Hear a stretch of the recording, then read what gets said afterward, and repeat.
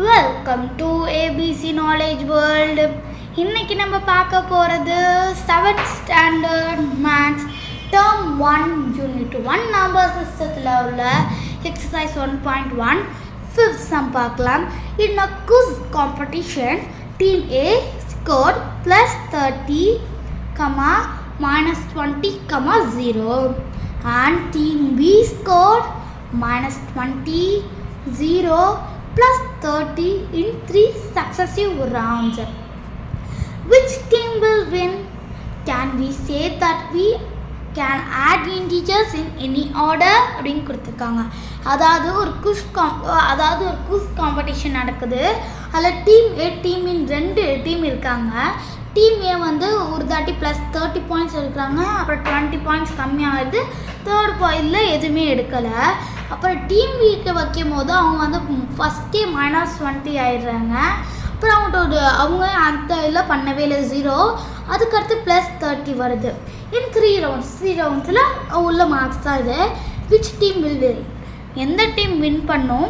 Can we say that we can add integers in any order அப்படின்னு கொடுத்துருக்காங்க. அதாவது இது நம்ம வந்து ஃபர்ஸ்ட் +30 பண்ணோம், அது மாதிரி பண்ணணுமா, இல்லை எந்த ஆர்டர் வேணால் போட்டு பண்ணிக்கலாமான்னு கேட்டிருக்காங்க.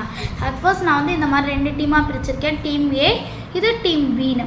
இப்போ அவங்களோட ஃபர்ஸ்ட்டு பாயிண்ட் +30, அடுத்து -20, அடுத்து 0. அதுக்கடுத்து டீம் பி பார்க்கலாம். -20, அப்புறம் 0, அப்புறம் +30. இப்போ இதில் வந்து ஒரு ப்ளஸ் ஒரு மைனஸ் இருக்குது. ஸோ நம்ம இது என்ன பண்ணணும்? கரெக்ட், மைனஸ் தான் பண்ணணும். அதில் மைனஸ் பண்ணால் 0, 0, 0, இங்கே 0 வந்துடும். 3 to 2 போச்சுன்னா 1. இதில் இருக்கிறதுலே கிரேட்டஸ்ட் நம்பர் என்ன? +30 தான். அப்போ இதோட சிம்பிள் என்ன? ப்ளஸ். ஓகேங்களா? இப்போ நான் 3 ஏக்கு வர 0, 0, 0. 3ல் 2 போச்சுன்னா என்ன? 1. அப்போ இதுக்கு +10 வந்துடுது.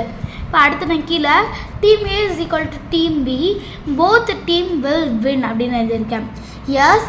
அடுத்து அவங்க ஒரு கொஷின் கேட்டாங்களே, can we say that we can add integers in any order? அதுக்கு தான் நான் இங்கே ஆன்சர் எழுதியிருக்கேன். Yes, it can be added in any order அப்படின்னு எழுதியிருக்கேன்.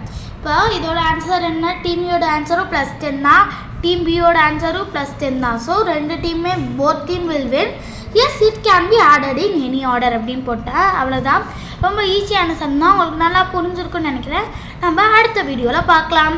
தேங்க்ஸ் ஃபார் வாட்சிங் த வீடியோ.